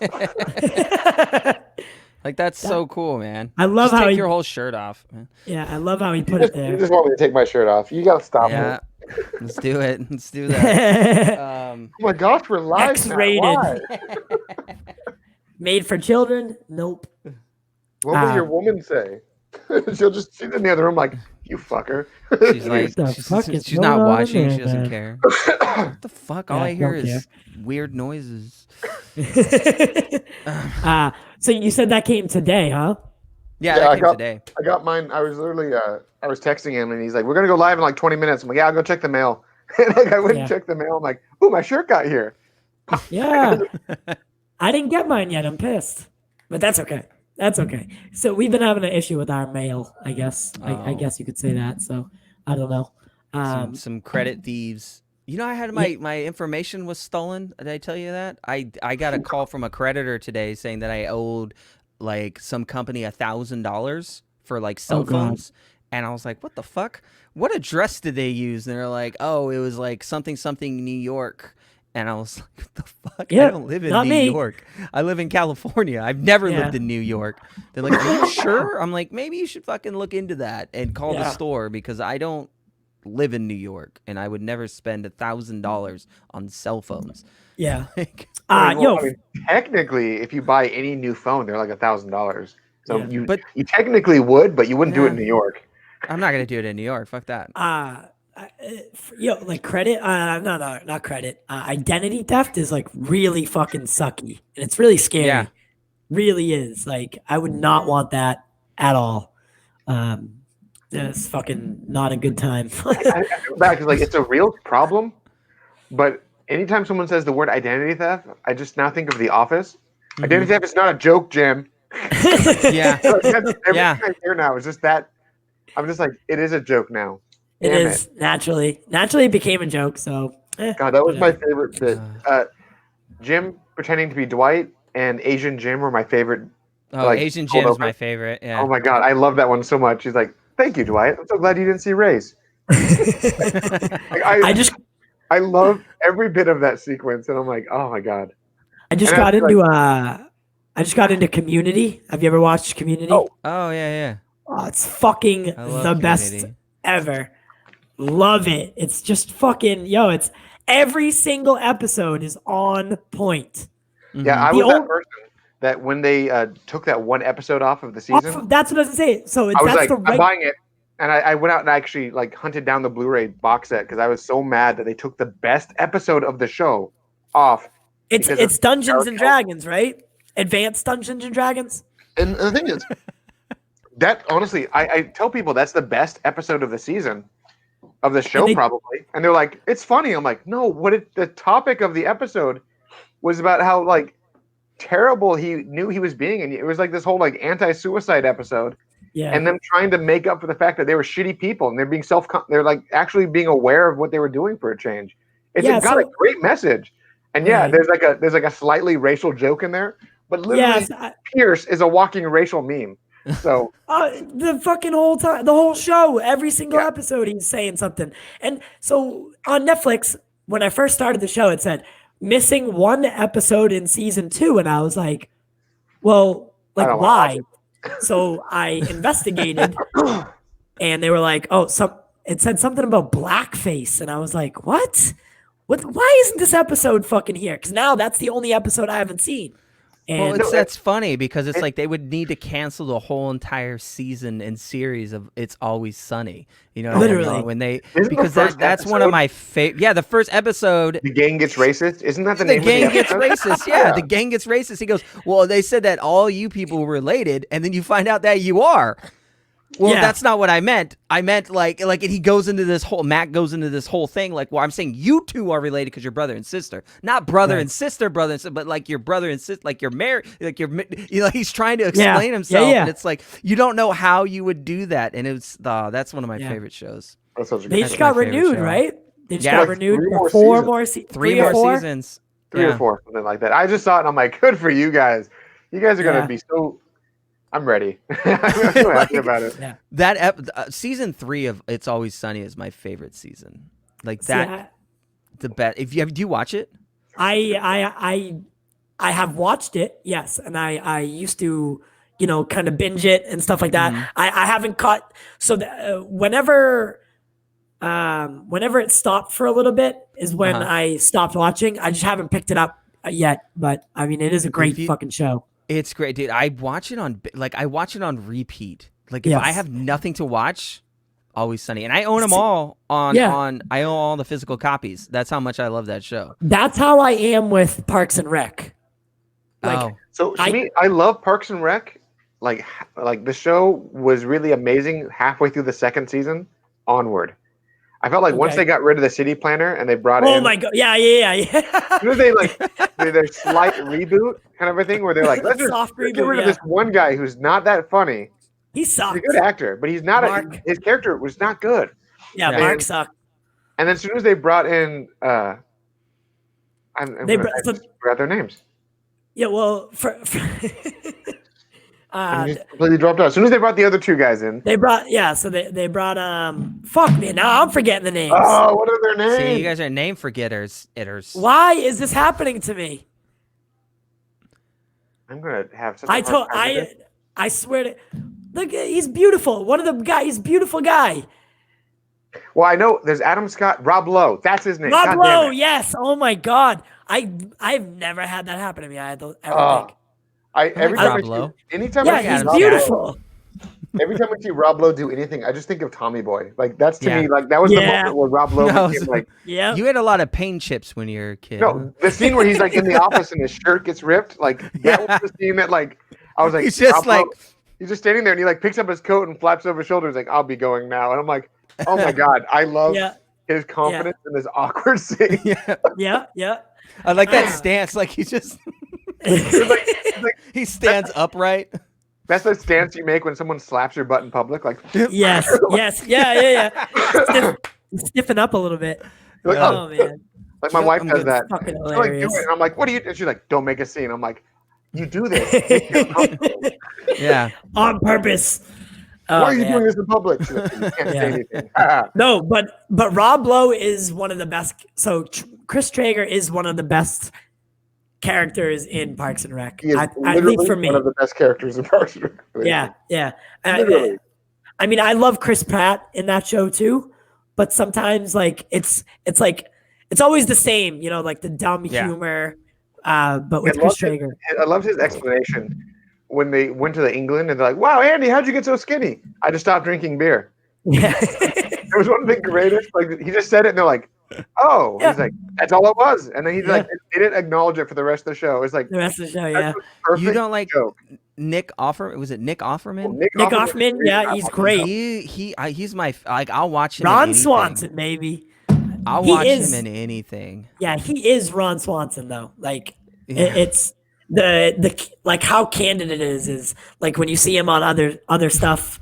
All I can think of is Ron Swanson, and I tried to watch that show on Hulu, the FX show. That one. What is it called? Devs. Devs. Yeah, and I couldn't get into it because it's not Ron Swanson. It's not. And have you ever seen him in? I was like, I'll have all your eggs and bacon. I'll have it all. You heard what I said. I think you misunderstood what I said. I want all of the eggs and bacon that you have. I did the joke a lot where I just hand people like a thing where they're like, "Where's your permit?" "Oh, it's right here." It just says it's a piece of fucking paper. It says, I can do what I can. It's like I can do whatever I want or whatever, and then just like it's all the same. Exactly, because we're in America, and just walks off. Like I love so much. His character is the best. Oh yeah, oh my god! I think there's another time where he does it, where he's in the semi truck, and no, it's not a semi truck, but it's like it's a big truck that that you need a CDL for and stuff, and they get pulled over, and he hands them the oh, great character, man. I fucking love that guy. So good. So. Oh shit. So good. It's 11 o'clock, so I'm probably gonna wrap up. No, good man. Listen, guys, I really appreciate you guys coming on tonight.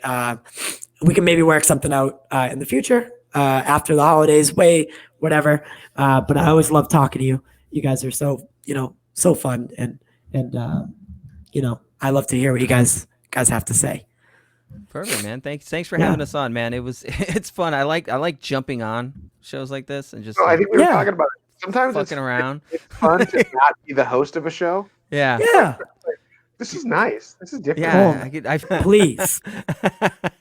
Please. No, man. I think you're asking me like, well, I don't want to interrupt. Like nobody ever interrupts me. Like if I can respond to you, then like I have enough time to say something. If I don't respond to you, it means I don't have time.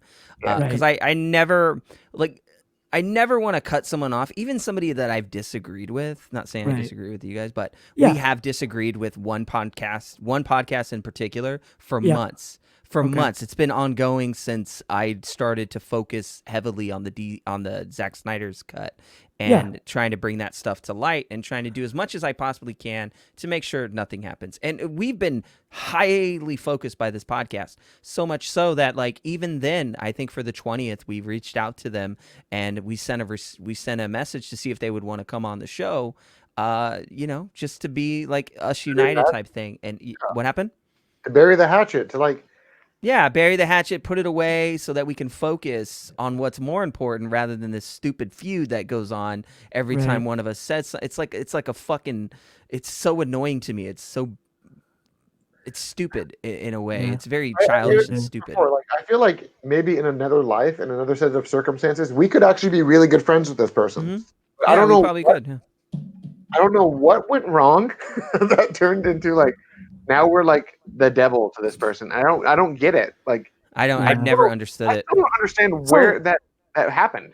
So did they deny the request? We don't know yet. I haven't heard back anything, but they ghosted the request. I don't know. I haven't heard a response yet. But the moment I do, I mean, I hope they take it. I hope they jump on. Try Instagram. Yeah, try Instagram. Let me Instagram call you. I'll do it 80 fucking times until you pick up. It's fucking. Oh, the internet might not be working. Let me try again. I'll run it again. And see if it he doesn't have his Wi-Fi on. Oh yeah, his Wi-Fi. I thought you picked up, so I hung up. Oh, my fault. You didn't have your AirPods on. Let me try again 7 more times. And then they pick up. Did you watch Mandalorian? The first thing. Who is it? Did you watch it? Oh my god. But yeah, so Taylor, thank you for dropping a couple tidbits here. I really appreciate you guys. Like again, as always, I try to be respectful, and I always love having you, and I always love talking to you. So I really do appreciate it. Oh, this was fun. I'll do it again. Let's do this. Yeah. All right. After the holidays and stuff, we'll regroup. And I hope you have a wonderful holiday, and all your family's doing well and stuff like that. Yeah, I get to tell my family that my wife's pregnant. They're gonna be like, "Why did you wait so long?" Yeah. And then you jump in there. But have you seen Mandalorian? That's what I'm gonna probably do. Like, I'll be like, "Did you see the latest episode of Mandalorian?" And by the way, Steph is pregnant. But did you see the latest episode? Yeah. Fuck all that shit. Baby Yoda's name is do you know it? Every time I go to the store, I see Gogurt things. I think of the Baby Yoda now, and I'm like, me too. I'm never gonna unhear that. Thank you. Yeah. Yogurt. Yep. It goes back to Spaceballs. Yeah. God, I love it. Let's comb the desert. Sorry, I've been combing the desert. Hey, these motherfuckers, they're doing it with the pick. Like that. Come on. I love Mel Brooks is on it when he does shit like that. Oh my god. That's one of my favorite movies, by the way, is Blazing Saddles. Blazing Saddles. No way. You know the story behind the writing for that, right? Oh yeah. With Mel Brooks and Richard Pryor, and how they would like they basically Richard Pryor was allowed to write all the dialogue for the white characters. All the dialogue for the black characters. If he could do it for the black character, yeah. Oh man. Every racist scene in that movie was them trying to be the racist version of the other person. They're trying to make fun of each other in the most racist way. I love it so much. Now I'm gonna have to watch that with that, knowing that. and pay attention a little bit more. Wow. And then go watch Spaceballs. Yeah. And then because they do it in that movie too. Okay. Yeah. First, I'm gonna watch The Mandalorian. Have you seen it? Yeah. I know. You're gonna love it. You're gonna love it. I know. My son is downstairs watching it right now. I'm like, Yeah. I'm gonna go watch it, and I'll come down and finish it with you. And I feel like I'm gonna walk down there, and he's gonna be crying. He's like, "That was beautiful." Yeah. And so some things like I feel like real bit quick before we go, like so the first 3 or 4 episodes of this season were obviously a little slower. They people especially idiot Grace Randolph. She was like, "Oh, this season is lacking," and Wait, hold on. like that. Didn't she post something like Pedro Pascal is not going to do season 3 or some shit? Yeah. Like Yeah. And his helmet. No. I love. Wait, wait. What happened? Did I just have a stroke? What happened? Did it? No. Did it not play? No, Go I just do it again. I had a quick flash, and I thought I had a stroke. I don't know what happened. I'm gonna do it again. Maybe it's broken. But it was weird. That's amazing. Damn. But it was Yes. weird. But No. it was weird. I love how she today was like, "Oh, I was right because the season that this thing is happening in December when the same time this is happening. So that means that this is actually this. I trust my Yes. sources; they're never wrong." And she she went on this rant, and then one of the stunt workers for the show was like, "That's not true. He's coming back." And just immediately it was like, Pedro's coming back. He loves us to death. Even Pedro himself, in an interview, they're like, "What about the rumors that you're leaving because you didn't agree with the people?" He's like, "I love all of them. I love being able to wear the helmet for everything. I don't have to show my face." I was gonna say it's the same thing. The helmet thing, right? They were like, "Oh, you don't agree with wearing it every episode." And he was like, "What are you talking about? I just want them to make the best show." Yeah. I don't What care the what it would fuck? be like. I would do the role for free just so I could walk around like a badass all day. That would be Right? I'm like, "What are you doing?" I'm in that suit of armor. How much you get I'm paid? a badass. I get to wear that suit of armor. Do you not? I get to work on this set and wear this. That's enough. She fucking tweeted something. I don't know where the tweet is, but she literally is this it? No, this isn't it. I don't know what this is. She tweeted something along the lines of Pedro Pascal is not going to be coming back because they're going to do the new Boba Fett show, and this is a response to that. And I'm like, but the Boba Fett show was already in place prior before all this. I don't understand the I don't understand that. That's why I said I can literally say something, right? Yeah. And people take it as gospel truth because oh, you know what you're talking about. But it's when you do it in her way, it's you kind of have to look at it and be like, but where's this coming from? Yeah. But why? And she never gives you the why. She never gives you the how. She never gives you the what. It's just in the middle of something. And she goes, by the way, he's not coming back because they're doing the Boba Fett thing. And that's the weirdest fucking response I've ever seen. And I answered. So I saw your tweet today, and I posted on it as well. I was like, she doesn't do it seems like she doesn't do any research. She doesn't fact check anything. There's no verification process. She just says things to say things. And when I talk about someone who is in it for profit rather than passion, she's literally who I'm talking about. She's a super space cadet. It's she's always checked out. I don't understand her. And she aggravates me. I don't understand half the things she says. I got to be honest. I've actually never once watched one of her podcasts, and that clip you just showed is probably the longest clip I've actually seen of her. I see. I don't know what it is. Every time I don't know. I see people, and I'm one of those people who make an instant judgment call on people, and I just don't want to get around it. I just can't. The way she carries herself on her videos, I can't do it. Oh yeah, that's what it was. The whole he's not coming back, and then he goes, well, yeah, he is coming back.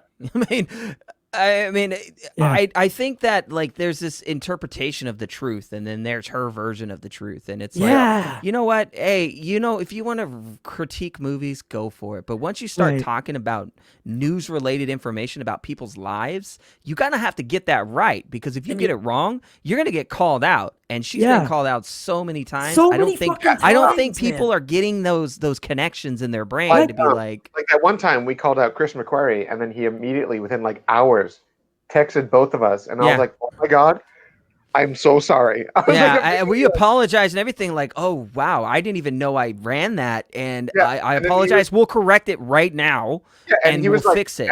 He's like, "You did more than I asked." I'm like, "No, but I fucked up. I need to fix it. You want a fruit basket? I will do whatever." Yeah, I'll send you a fruit basket. Do you like Ghirardelli chocolate? Like, I can hook you up.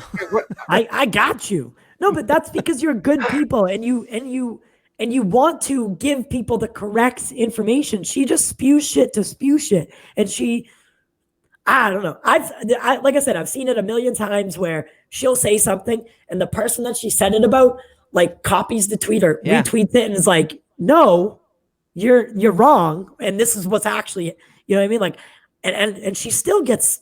Well, it was the director of Birds of Prey said it was a dick pic in the diamond, and it was never a dick pic. It was a statue with a penis on it. Yeah, that was intended to be there. Yeah. Yep. I forgot what was it. Michelangelo's David? Was it David? It was a statue of David with Ewan McGregor's head on it. Yeah, that's all it was. He for his ego. He made himself to art because that's what it was. And she's like, "That's a dick pic." I'm like, "Okay." Wow. Like, wow. You want a dick pic? Go to fucking Snapchat. You get a dick pic on that. I love how she argued with her, and she's like, "It's still a dick pic," and she's like, "I literally just fucking told you it wasn't a dick pic." Yeah, I still trust my sources. I am the fucking source. I am the source. She told, and then James Gunn went after her. James Wan went after her. That was the other one I was thinking of. Yeah. There's so many actors that have. David Ayer, I think, went after her one time. Yeah, I think so. I feel like that's a tribute to how nice of a person Zack Snyder is. Like he goes on her fucking show. I don't understand. I won't go into that. Okay. Yeah, and we're not gonna go. I'm not gonna go into that one. All right. He is, because it's just like maybe one day we'll go into that one. But there's today's not that day. Yeah. I'll just give it that view that if you look at her subscribers and her how many people watch, just look at the views. That's why. Yeah, that's why. When you're trying to hype up a project, Zach's a smart person. He's a smart marketer. Why do people go to shows like Oprah back in the day? Yeah, because that's what everyone fucking watches. Dance on their couch and scream, "I love this woman." That's why. And then she'll maybe give you a fucking Audi. Who knows? You get a car. You get a car. You get a car. You get a fucking book. Yeah, I'm gonna have to make that one. I'm gonna look under your seats, everybody. Yeah, there's a fucking Audi. Are these keys to your new home? Oh shit! Yo, like, what do you give that person? What do you give Oprah for Christmas? Nothing, right? You give her nothing because she has everything. A hug. You give an interaction you're missing with all this material. Yeah. That's the best answer. I really am. Shit. Oh man. But that's my thing is, if you look at like just Grace's show, you look at her personality, and then look if she's ever been on other people's shows to talk to them, and you can see she hasn't, because if she did, they would ask her these questions that she doesn't have the answers for, and she doesn't want to put herself in that spotlight. She would freeze up, and she would, like, because she's not prepared. She's like, well, I wasn't prepared for you to ask me that question. Well, wouldn't a credible person have the answer to something that they knew the answer to something you said? Yep. There's no paradox there. It's just a normal response. Like, if I need information from Taylor about, say, medical advice, I'm like, Taylor, what do you think about this? And I'm just getting his opinion and his advice from his professional field. Then I go to other people. You know how many people do this to me now? I have friends who are like, "You're basically a doctor, right?" I'm like, "No." Well, here's my problem. I'm like, "Dude, go see a doctor." Yeah. Like, I got this shit protruding from my body. What do I do? Does this actually look infected? I'm like, it is infected. Yeah. Is that your professional opinion? Oh, motherfucker, because it's fucking green. Yellow. Yeah. And it's green, and it's transforming. Is it leaking? Yeah, it's leaking. What color is it leaking? Is it hot? Yeah. Get some antibiotics. You're going to lose it. Yeah, you're about to lose your whole torso, kid. Do I have to pay for these antibiotics? What's the cheapest route? Cut your fucking arm off. Yeah. Go get antibiotics at this point. You ever seen that movie Saw? Yeah, that's the way. gonna be you, right? Man. That's I great. have so many friends who use me as free healthcare. It's really annoying. That's Oh yeah, definitely. Taylor care.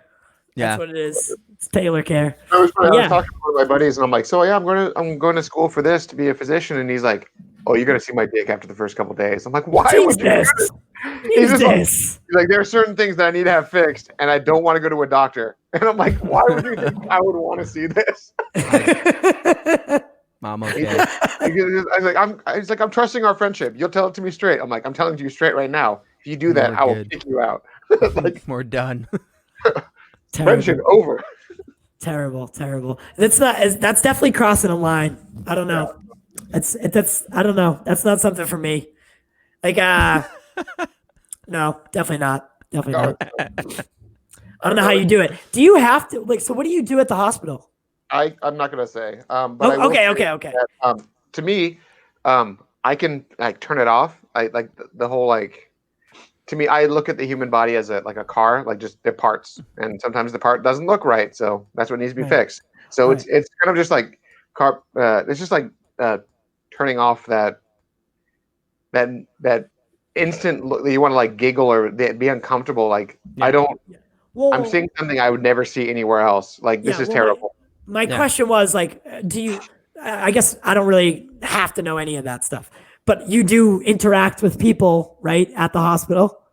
So like, yeah, I mean, because I just don't know how like someone does that. Like they always are examining people and they're so close. Like it must be really risky for you guys right now. Well, everyone gets screened before they can come in. So, and if you're COVID positive or you have COVID symptoms, you're automatically quarantined off elsewhere, and they do have different protocols for that. So I don't actually see people that would be risk worthy of yourself. Okay, that's good. And it's like standard protocol. Everyone wears a mask regardless. So even if you're like doing like an actual physical exam, they're still wearing a mask. Right. It's like it's kind of weird in a way. It's like I don't know. It's like okay, so their shirts off so that you can take their vitals and you're like checking their heartbeat. With like they're not wearing anything, but they have their mask on. It's like the weirdest kind of like the weirdest. It's like yeah. You got like, fucking blood shooting out of the body, and walking you're just around like, naked but still wearing socks. It's like something's out of place here. Yeah, like, just boots. Like, this is weird. Why do you have cowboy boots on but nothing else? Like they told me I had to wear a mask. They never said I had to wear everything else. Everything else, yeah. My ex, she does phlebotomy, so like taking blood, and I like get phlebotomy such a shit time sometimes. I'm like, wow, they're just professional vampires. That's all they are. Yeah, literally. So she's telling me like, well, she does it for young people, like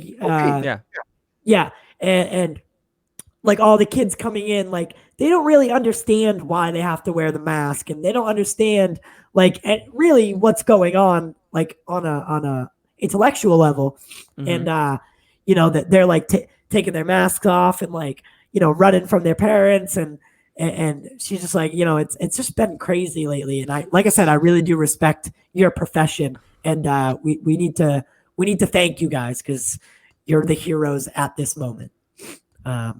But did you see that Ian McKellen got like the vaccine? And I saw that, yeah. I did not see that. He got that? Yeah, he got the vaccine.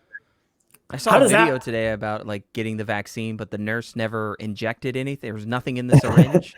I saw that video. I didn't know what that was. Just air right into their veins. That person died. Yeah, that would fucking kill that motherfucker instantly. Yeah, there's so many fun inject some air into somebody and just watch their heart explode. Here we go. Yeah, right. It's terrible. Fucking Literally win terrible. right there. Like, do you want to show a fucking science fiction trick?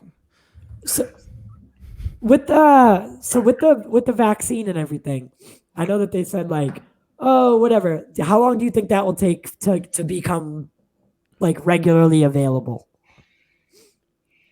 So right now they're rolling it out in phases based on priority and based on there's like 1,000 factors of how it's going to go. Over where I work, they've already rolled out certain physicians are getting it first, and they rank the physicians based on immediate care and how many patients they see, and then they're going down to the direct nursing staff, then they're going down to medical assistant staff, and they're kind of just tapering it down in a line of who's more and what priority. And I think it's like out of the whole, I think the people who are like administrative wise and like back office stuff are like the very bottom of the list, but they're still on the list of priority. It's kind of weird. Yeah. I think it's still going to be a few, like honestly, at least 6 months before everyone's inoculated. Like it's going to be a while. When people are making this argument that WB is shitting on theaters, even if everyone is inoculated, by the time everyone is inoculated, it's still like June, July, by the time everyone's get it. And then that doesn't mean tomorrow, like the day after that, we can all go out in the theaters. I mean, it's like the flu shot. You're still going to have cases where it still exists. Isn't it? And I don't know if I read the study, because I read like a 71-page study. It wasn't even really a study. It's just on the vaccine. And the vaccine hasn't even been studied. And you have to take 2 shots. You get 1 shot, and you come back 21 days later and get the 2nd shot. Yes. And the vaccine, it doesn't mess with your DNA, but it uses a series of proteins to basically hijack your RNA to basically make the antibodies and proteins within your body. So basically, it's saying that your body is replicating these things. It doesn't it's not hijack your DNA, but it's hijacking your RNA, which is also connected to your DNA, which is like, okay, so it's still affecting your DNA. Like, no, it's the semantics is what it is.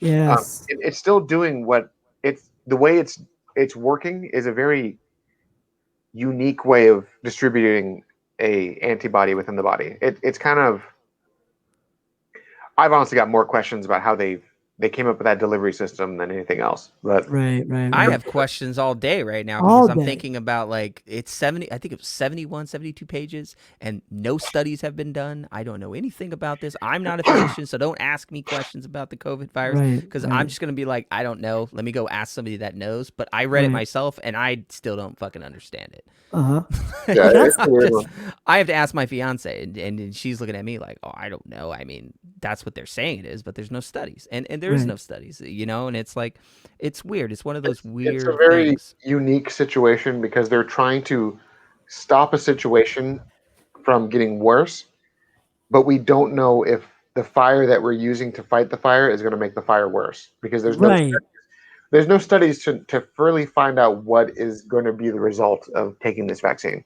Right. And I keep getting like, someone said it the other day, and actually, Matt, you'll love this. They related to I Am Legend. I fucking hate that movie so much. And there's a reason why I hate this movie. It's not because Will Smith's in the movie. That does not bother me.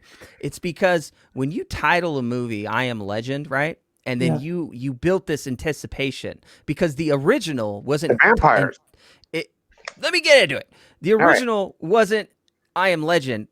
It was the Omega Man, right? Like that one isolated itself, but used interpretations from the book to make its own story and create something new in the screenplay. This one literally says I Am Legend, so I'm expecting a movie to be close or similar to the short story, and it's nowhere near it because I don't know what the fuck those are. Vampires, zombies, mutants, because in the original story, the idea of I Am Legend was the fact that you are the last man on Earth. Right. It's not I'm the last dude, right, that had this vaccine for these things and I'm the legend. No, that's not the point of the story. The point of the story was as humanity has lost its way and we start to transform into something new, some evolution of society is being altered. I'm the legend because I'm the one that will live on as the last living human man on the planet. And in the original short story, it's about these vampires that come out at night to get Neville, and he meets a human that he thinks is human. Turns out to be the biggest plot twist is a day vampire. So there's vampires that live in the day, and there's vampires that live at night, and he's the legend in the middle because he's the last living survivor of humanity in the middle. Hence, I'm Legend. Huh. So it kind of sounds like that would be a better movie. It would be a fucking amazing movie. Honestly. You would think so, right? You would think so. But no, you fucking throw Will Smith in there and tell him to act like Will Smith and do all this other Will Smith stuff. And then pull-ups cherish on a the dog fucking- and do some pull-ups and go to the video store. and listen to Bob Marley, and Yeah. then boom, there we go. We got a movie. Let's. Yeah, You know yeah. what? We're not gonna make him. We're gonna flip the character. He's not gonna be the British guy living in England, right, in a flat, with a grizzly orange beard, right? This Right. white guy. We're gonna make him Will Smith. We're gonna give him a little bit of a beard, Yep. but he's still in great shape. The other guy is not in great shape in the book. He even says he's not in great shape. He's grizzled. He looks like a fucking hunter. Like he's just Really? really fucking he's not in shape. Check it out. It's an amazing story. And it's called Yeah. I Am Legend. Yes. It's a short story. It's called I Am Okay, Legend. I'm going to have to check that because I honestly, when someone told me the first time, oh, it's based on this, I was like, oh, okay, so the movie, probably took a couple liberties, but for the most part, it's the same thing. But when No. you brought this that is up, this is a classic case of Hollywood. They Right. turn something great out of a short story into the perfect Hollywood example of let's make the character in shape, let's give him a shirtless scene, let's make him work out, let's show these hot movies off. Oh, and by the way, Batman Superman up in the corner. Don't oh forget about yeah, that. that's right. Let's that's right. let's do the cool Mustang because the Mustang just came out that year. Yep. Let's show that off Product because placement. that makes no sense. Yeah. Let's play some Bob Marley because he's popular at the moment, and we Yep. could throw him in the movie and make it relevant. Oh, by the way, we'll do a Shrek scene. We'll add Shrek because that's popular, Yeah. and we could sell all these little other merchandise and get You know paid what? on this movie. And then we're gonna make you care about the character by giving him a dog. And then Oh when yeah, the dog. away, Yeah. you're gonna That's the get a kill, feel yeah. for the character. And then the end of the story, the character is going to sacrifice himself because the best way for us to write out a character without giving a proper ending is do the hero sacrifice. So it's our ultimate cop out. You know what? Yeah. You know what? After you said all that, I am My boss- So I am one of the doctors I work for, he never he texted me for the first time. He's like, by the way, this is Dr. So and so. He's like, I just want to let you know that episode of The Mandalorian was the best thing I've ever seen. Thank you so much. Yeah, I was like- yeah. You know it. What were you saying prior? What were you saying? You just totally changed my view on that film. Oh, yeah. Because now I know that, you know what I mean? Because now with that you say that, the Bob Marley thing, that wasn't just put in there for good reason. That was to fucking product place. It was a product to placement. trick It was something people. Will Smith. It was something Will Smith thought would be cool for the movie. But again, you're Shrek kind thing. of you're kind of looking at it from that lens. There's a lot of product placement in this movie about Yeah. a guy I living firmly in believe that Washington, or I think it was Washington, New York. New York, yeah. The movie is a great movie if it was not hindered by the expectations of giving it the name and the premise. And Yeah. if it was its own entity. Just change the name. Just change the name of the movie to something else.